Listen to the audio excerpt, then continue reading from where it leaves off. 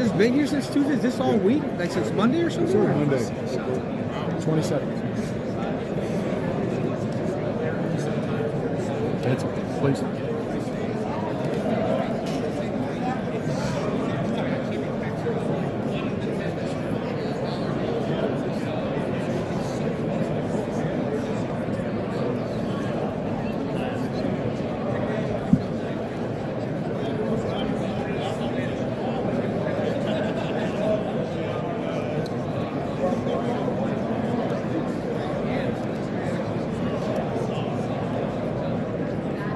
All right, we are back coming to you live from Radio Row here in Phoenix.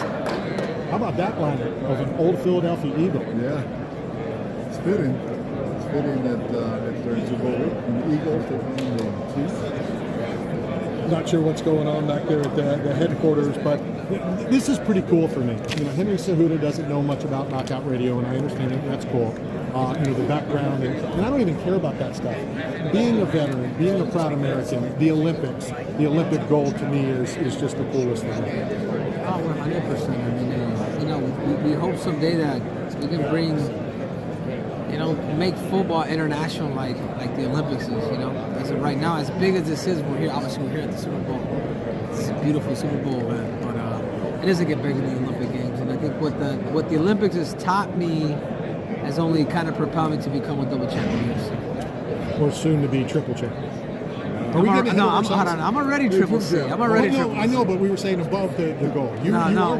We're going for C4, man, because it's gonna be Super C. You know what I mean? So the nickname will change, and it will come alive. You know, I did think about that because I wrote down quadruple and all these things. What would it be? As much as you're going to go win the belt, you're going to be at that again. But you've been triple C for so long. How long will it take you to get accustomed to the new name?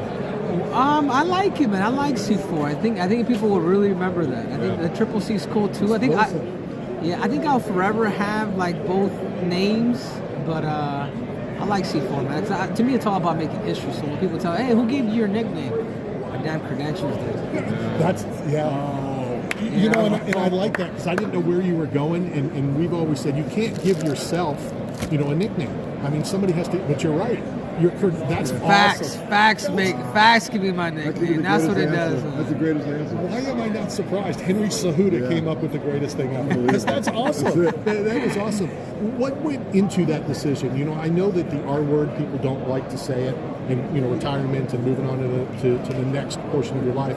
What went into the decision to come back? First of all, to talk about retirement, it was I've done everything there is to do in sports. You know, I've given a lot of my mind, body, soul to whatever it is that I've done, and I wanted to really experience like life other than just competing, and you know, allow myself to miss it too. You know what I'm saying? Like, I'm 36 years old. I retired at 33. If I was to never come back, if I was to ever come back, I'd still be happy. I'd be happy with my resume. But I just know there's still my ability still there. There's a lot in there. I have the ability to train with Demetrius Johnson, John Jones, Davidson Figueroa, John Wei Lee. I'm just a sponge, man. So I've been able to teach them. I also know my gifts more than ever. And I'm ready now. I'm excited to come back, make a comeback, reclaim my belt, reclaim another one, and just go out as the greatest mixed martial artist of all time.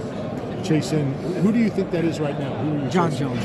I was starting to say it, but in case that wasn't who you thought. John Jones. But a third belt would solidify me as the GOAT. Oh, absolutely. Even though right now it is John Jones. And it could just be John Jones for what he's done, man. Undefeated. You know, he wins his next weight class. You know, they ain't no deny. He's a great friend of mine. I'm super close with John. Actually, I was speaking to him yesterday. And there's no debate. It's John Jones. Now, when it comes to the greatest combat athlete of all time, it is Triple C. And John Jones will tell you, Khabib Nurmagomedov will tell you, these guys will tell you because they do respect the fact that I am a gold medalist and a two-division champion. When you retired, you went into coaching, you've coached a lot of fighters as well. What do you get more enjoyment from? You know, coaching or being that athlete on Saturday? You know what? For the first time, like when Davidson beat Brandon Moreno, because I coached him throughout that whole camp, man, it was just like me winning a world title. Like, it felt there. Like, dude, you did exactly. You followed the game plan. It's super cool. They're both gratifying, but there's nothing like you doing it yourself. There's nothing like you saying, "All right, man, I put everything together," and being the belt, putting that belt around your waist. So I've had a chance to be a world championship coach and actual world champion. Be like, "Hey, man, you follow my game plan, you follow my system, I can take it to the promised land." Watching Zhang Wei Li win too, when she calls me all the time for game planning. Yuri won the world championships. I've had the ability to really kind of mentor a lot of these guys, and it's satisfying. But there is nothing like winning it yourself with your team. So Henry, for me, I had the opportunity to drive you to the airport once. I remember that, man. I thought you were crazy for a minute. Hold on one second. Would you have called Matt, and you need to say this back if you do, a professional Uber driver? I was cool, man. Well, actually, we did an interview, so yeah, I think it was. Combine the two. He was telling me about his pizza diet. Of course. So in the interview, But he didn't say the word professional. right. So but on the way to the airport, we had plenty of time, extended time to talk about your recovery. And you talked about where your recovery landed, and based on how you recovered and slept, and that's how you performed and trained the next day based on your recovery. What have you added to that at this stage of the game at your age to make sure you're in the best of your life for this one? Well, you know what? Especially now that I'm older, I'm stimulating the body more now than actually annihilating it. Like stimulation of just like therapeutical type training and using more of guerrilla war, more of tactics in that sense. I'm still young, man. Today's my birthday, by the way. Happy birthday! Yeah, so I'm 36 years old, 36 years young now, and I've never felt stronger or better or wiser in what is it that I'm doing. So just a lot of tactical training, being very open to new things, evolution, tactics, anything that gives me the edge. I feel like I have, but there's a lot of things that I can't share. But everything's legal. But it's awesome, and it's awesome to be able to see what is it that I'm gonna end up fighting for the title here pretty soon. So it's awesome for people to see. I'm taking after a 3-year layoff. I'm taking inspiration from Michael Jordan to be able to come back and then win it again. So and then I will be called C4. I'm coming back from my. Hopefully, Too explosive for TV, baby. Hopefully, you've already trademarked all that stuff. Have it beforehand. Now you can tell by his lip. Get on that. It's copyrighted already. Yeah, perfect. That's good. Any idea when that fight will be? We're looking at May. The UFC's looking at May. May 6th, I believe the card is. So that's what we're planning on. On dump Aljamain still in his head. How about that? And then Sean was here. Was it yesterday? Who said he's ready to step in if something happens with Sterling. Yeah, he's ready to step in, but he's not ready to step in. You know what I'm saying? So he can say what he wants. He's not proven. He's a fat favorite. That's all I can say about Sean. And when he does step into that octagon, we're gonna fight. I'm gonna fight him next. He'll see the different pressure. He'll see the different experience, and he'll just see a different animal. And I'm very technical too. Talk about your commentating as well. We ran across you at Eagle FC down in Miami a couple times. Yeah, it was awesome, dude. It was awesome to be able to commentate. I mean, I'm an entertainer. Give a gap. I've done a lot of public speaking in my life, so now that I'm making money off of it, it's super cool. And it's a talent, man. When you understand the sport, and you're able to convey what is it that's going on, it's just, you belong making money in that situation. There was an epic football, baseball card back in the day with Bo Jackson, where he was wearing football shoulder pads in the bat, and that was his two sports. Have you thought about some kind of epic photo with all the belts and the medal? I'm always thinking of things. Oh, of course. I've already taken my Olympic gold medal with my 2 belts. I mean, it's been my Hall of Fame plaque from USA Wrestling. So it's fun. I was just gonna say, in bodybuilding, you're only as good as your last performance, and I recall your last performance was spectacular. I mean, you really feel like you're going to be better now. Like 3 years off, fresher, better, more explosive.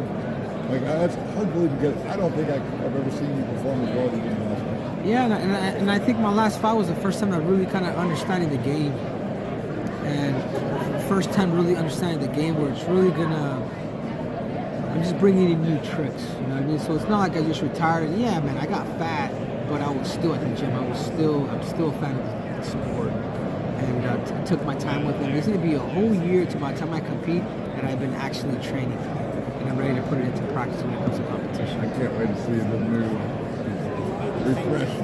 All right. On Radio Row, are you a football fan? I mean, do you follow the sport? Do you follow other sports? I follow more boxing. I follow combat sports more than anything. You know, I wish the Cardinals were better than what they are, and if they were, I'd probably keep up with football a little more. So the answer is no. Okay.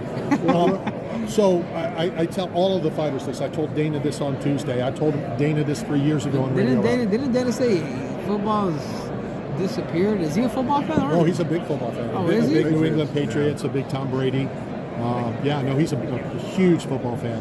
And next year's UFC Super Bowl Saturday will be epic, no matter what, because it's in Vegas. Uh-huh. The Super Bowl's in Vegas, so the whole tie-in. But what I wanted to say to you is, I've been pushing MMA since day one. I told you that, off the air. And I'm old school where people didn't care about MMA fighters. They didn't care about the UFC. They didn't care. Talk to me about as you're walking around. Now people care. Now people care about the sport. They care who you are. Yeah, no, it's 100%. I mean, it's crazy the amount of how many people recognize me and see me. I can't, and that's one thing. You can't really recognize a lot of football players because of the helmet, hockey because of the helmet. Our sport is it's grown where it's become probably more even international than football, than the sport of football, American football itself. You know what I'm saying? Sure, So yeah. I'm proud. I'm proud of it because I know I'm a part of it too, and I got to give thanks to a lot of the pioneers. We mentioned Mark Coleman, Kevin Randleman, Randy Couture, Hoist Gracie, Dan Severin, Pedro Hizzo, Tito Ortiz. I mean, those guys were the originals. Chuck Liddell. They'll be here tomorrow. Yeah, I'm just thankful, man. I'm just thankful for those guys that paved the way, and to be able to see that, to be able to see what the sport has, where it started to where it's at now, it's unbelievable. What I liked last year, and I talked a couple times about it, Chuck is a really good close friend of mine. He's going to get on a plane early tomorrow just so he can come to Radio Row and do the show. Uh-huh. Last year, Joe Montana stopped to watch Chuck Liddell walk by. That, and what I like about it is Chuck was the guy, one of the guys, and still known as one of the guys today. Yeah, no, 100%. Chuck, all those Hall of Famers. The one that really inspired me the most out of all was Randy Couture. Randy Couture, for his age, what he was able to do, always the underdog, able to become not only the light heavyweight champion of the world, but also the heavyweight champion of the world at his age.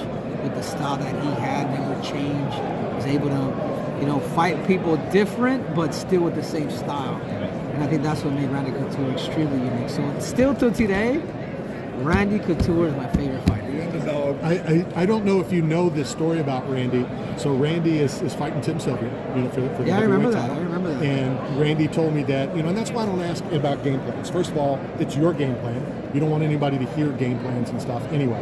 And game plans change. Like people have said, well, send me your 10 questions. And I always say, I can't send you 10. Because when I ask the first one, Henry may go to a different direction. How do I know what number 2 is? So Randy said his game plan was, and I don't remember, a right cross, a left kick. He said he threw the right cross, he went to throw the left kick, and Tim was gone. Because he knocked him down with the first punch. And just everybody, just how it all changed just from that first punch. And Randy is definitely one of those words I don't like to use, and that's legend. 100%. And you're right. You shouldn't be. That word is for particular people, and Randy is one of them. 100%. You can't just be throwing words like that for anybody. No way. But that's a real legend. Well, that's one of my biggest pet peeves. So